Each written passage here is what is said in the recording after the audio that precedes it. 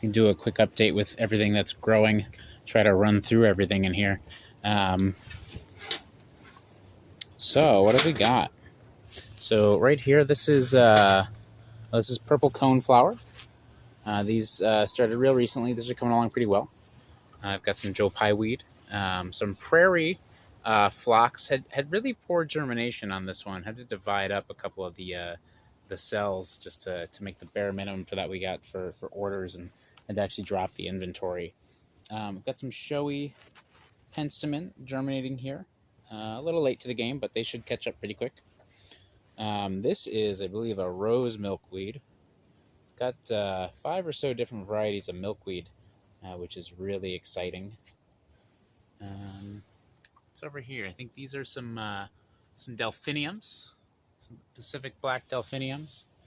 Um, yeah, these columbines coming along really well.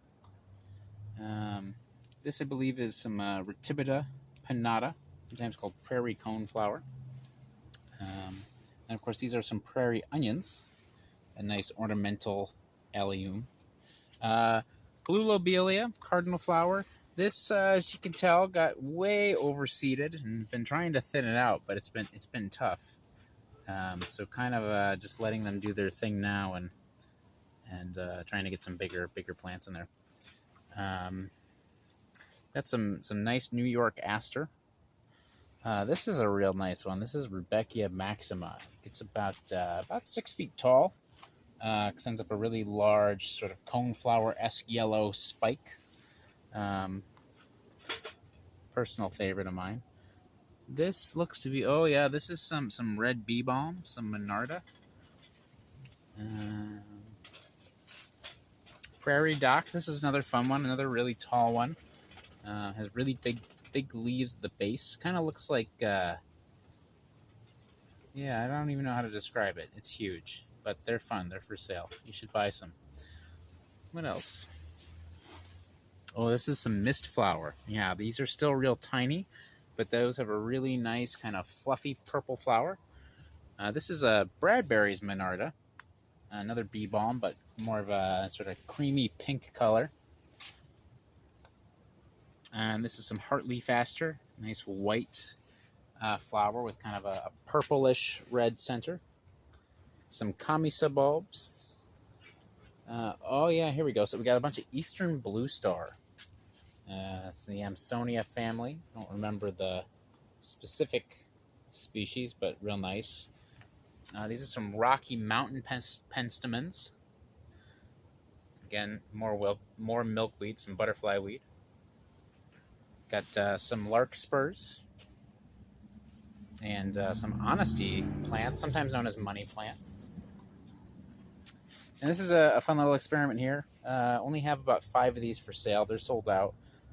Wasn't sure how well this would go, but so this is Castanea paintbrush plant, which you can actually see there though is these little tufts of grass, is the Juncus species, because Castanea is an obligate parasite, meaning it needs a host plant in order to survive, and so germinated the host plant, the Juncus, the little tufts of green there separately, then transplanted these into the cells here, and then later came back after doing some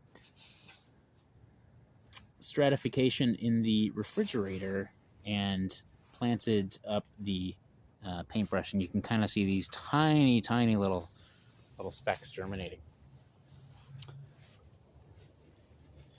So what else do we have in this greenhouse?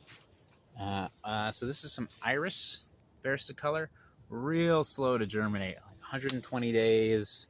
A cold stratification requires a really long time. It's been on bottom heat for probably a month and a half, maybe even a little bit more. Some really nice Baptisia plugs. I can pull one out here, see what it's looking like. Oh yeah, there we go. So real nice plugs developing there. This is a Queen of the Prairie. This one was another one had real spotty germination on. Barely managed to make the order count. Let's see what's over on the other side. So I'm gonna twist this handle here to move this bench. Science! Ta-da! The row is open. All right.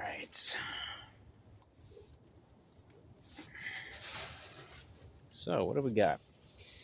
This is a northern blazing star, Elaeotris family.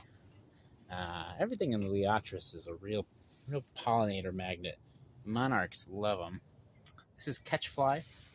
Kind of got a nice little red flower, kind of trumpet shaped. Supposedly good for the hummingbirds. Apparently like those. Oh, these are Gloriosa daisies. So sort of a red and yellow variant of a black-eyed Susan. Got some showy milkweed over here. Lupins, one of my favorites, doing real nice.